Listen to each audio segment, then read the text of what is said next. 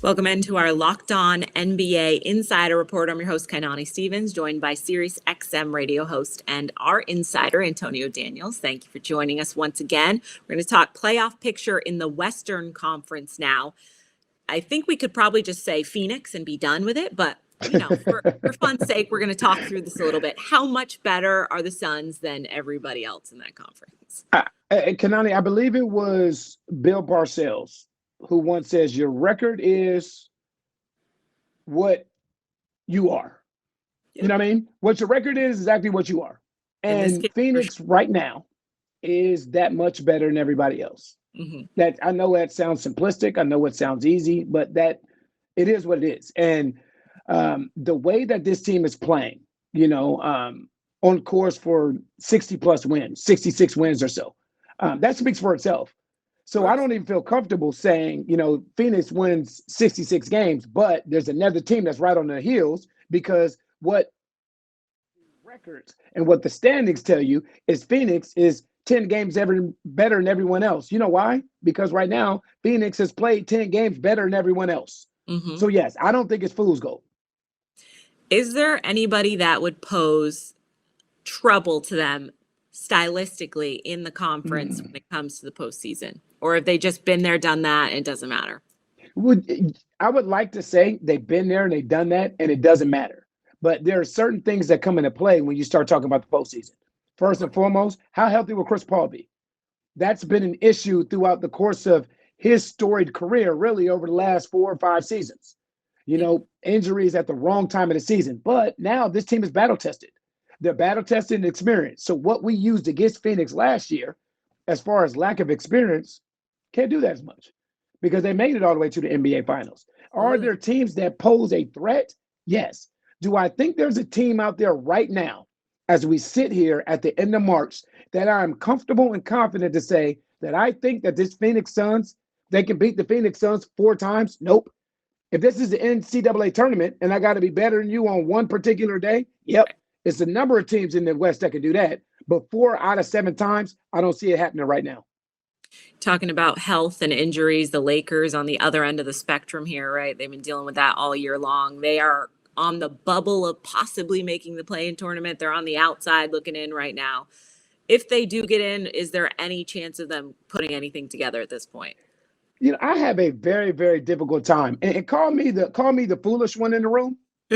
But I have a very difficult time counting the Lakers out. I don't know why. On different platforms that I've spoken about the Lakers all year long, I continue to give them a chance because of the resume and the accomplishments of LeBron James.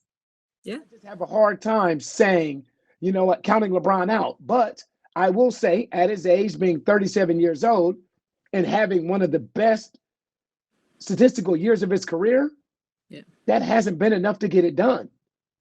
Even with all that, with LeBron doing all that he's doing with points, rebounds, assists, efficiency, leading the NBA in scoring, all these different things, that still hasn't been enough to get it done. So now what does it look like when you have LeBron playing at that level with the healthy Anthony Davis alongside of him? I don't know. Do I feel like they may be able to put something together come postseason? Yes. But think of where a lot of people had this Laker team when the season started. They had them going to the NBA Finals. So when we say put something together, what are we talking about? A first-round exit? That's not considered a successful season by Los Angeles Lakers standards. Certainly. It's hard to count out the best player ever, maybe, right? So, but if he does accomplish anything with this team, it'll probably be his most significant accomplishment. That's an understatement. That is an understatement. Yes, I agree with you there. With LeBron, the goal line's always moving. We always say, well, if he was to accomplish this and then he does it, then you move it back. Well, you know what? You down 3-1 against the Golden State Warriors basketball team. Man, if you was to come back and win this, and then he does it. So you go back to Cleveland to get one, and then he does it. So now we're saying if he is able to pull something off special with this Los Angeles Lakers team, what that will do for his legacy, I am right there with you. If he was actually to pull this off, this may be his greatest feat of his career. Absolutely. Let's look at some of the other seeds. Obviously, Phoenix is our favorite going into this, but the Warriors are at 3. They obviously had some really high peaks throughout this season. I don't know if they're at their best right now. Could we see a first-round exit from them? I think so. And I think the reason is because you want to be whole and healthy. We don't know how healthy Steph Curry is. We don't know how healthy Draymond Green is. We don't know how healthy Klay Thompson is. And the fact of the matter is, they don't have the firepower that we're accustomed to seeing from the Golden State Warriors. The word, Kainani, that you used, you said peaked. Yep. And that's what this, when you have 82 games, you can peak at the wrong time of the season. Yeah. There are certain teams that will peak at game 20. There are certain teams that will peak at game 40. You want to start peaking around game 70. You want to start peaking in March heading into April. And Golden State is one of those teams I felt like they peaked too early. You know, could I be proved wrong? Yes. But what we're seeing from this team as of late, and you pair that along with their lack of health, I think they're having some issues, some serious issues heading into the postseason. You have to remember those guys aren't as young as they used to be, right? They've been there, That's right. done that. They're vets now, so they're not going to be bouncing back like they used to be with some of these injuries. So there are some younger names in the playoffs in the Western Conference this year. Ja Morant and what he's been able to do with the Grizzlies. You know, we've seen Karl Anthony Towns and the Timberwolves. Who are some maybe some prize teams or teams that we haven't seen as much of in the postseason that could be impressive to fans? Well, I think it's three teams, and that two of the three you just mentioned. But none of these guys have been out the first round. Right. So you can look at Karl Anthony Towns and Minnesota Timberwolves. They went to the playoffs a few years back with Jimmy Butler. Didn't get out the first round. They got one win. Luka has gone to the playoffs the last 2 years, lost to the Clippers both seasons. Never been out the first round. Ja Morant last year was fantastic in the playoffs, but got put out by the Utah Jazz. None of these guys have ever been past the first round. So when we talk about surprise, I don't know what we mean when we say surprise. Mean get out the first round? Because right now, Memphis, outside of Phoenix, is probably the next most impressive team. Not just because of Ja Morant, but what they've been able to accomplish without Ja Morant.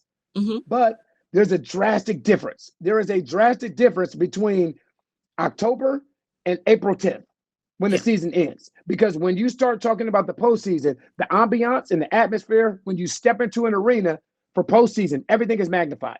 So you have no idea. That team that you had from game 1 to game 82, a lot of times looks completely different when you start talking about the postseason.